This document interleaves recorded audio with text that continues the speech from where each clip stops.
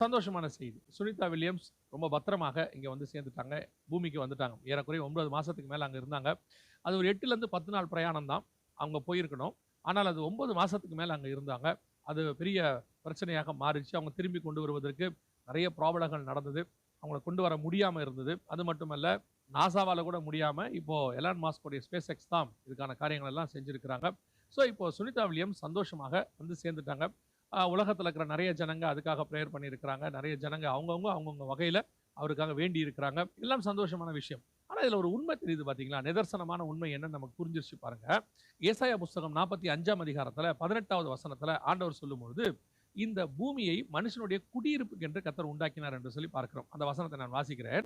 வானங்களை சிருஷ்டித்து பூமியையும் வெறுமையாய் இருக்க சிருஷ்டியாமல் அதை குடியிருப்புக்காக செய்து படைத்து அதை உருவேற்படுத்தின தேவனாகிய கர்த்தர் சொல்லுகிறதாவது, நானே கர்த்தர், வேறு ஒருவரும் இல்லை. இந்த குடியிருப்பு என்பது பூமியில் தான் இருக்கும். இன்னும் சொல்லப்போனா பூமியை மட்டும்தான் கர்த்தர் குடியிருப்பிற்கு என்று செஞ்சிருக்கிறார். சிருஷ்டிப்புல கர்த்தர் செஞ்ச மிக முக்கியமான விஷயம் இது. 6ஆம் நாளிலே மனுஷனை படைத்தார்னு பார்க்கிறோம்.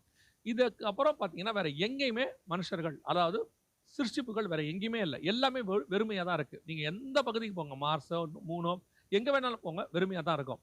ஆனால் இவங்க என்ன சொல்றாங்க அப்படின்னா, இந்த பிக் பேங் தியரி அல்லது பரிணாம வளர்ச்சி கொள்கை, இது எல்லாத்தையும் வந்து என்ன சொல்றாங்கன்னா, பூமியில மட்டும் ஏன் இப்படி வந்துச்சு அப்படிங்கிறதுக்கு 1000 காரணம் சொல்றாங்க. ஆனா பைபிள் தெளிவா சொல்லுது, மனுஷனை பூமியில மட்டும்தான் மனுஷன் வாழ முடியும். அதுக்கு தான் கர்த்தர் படைச்சார். முதல்ல நிலாவுல போய் வாழ வைக்கிறேன்னு 1960கள்ல சொன்னாங்க. முடியல. அடுத்து செவ்வாய் கிரகத்துல வாழ வைக்க போறோம்னு எலன் மாஸ்க் சொல்லிட்டு இருக்கிறாரு. அதுவும் முடியாது. இவ்வளோ செலவு பண்ணி, நீங்க இன்னும் சொல்ல போனா நிலாவுல வாழ வைக்கிறதுக்காக அல்லது டெஸ்ட் பண்றதுக்காக எத்தனையோ கோடிகள் செலவாச்சு. எல்லாமே விருதா. இப்ப போய் அங்க கல்லையும் மண்ணையும் அள்ளிட்டு வந்தாங்க. இப்ப திருப்பி மார்ஸுக்கு அங்க போய் முடியாதுங்கிறத சொல்லிட்டாங்க. ஆனாலும் முயற்சி விடல.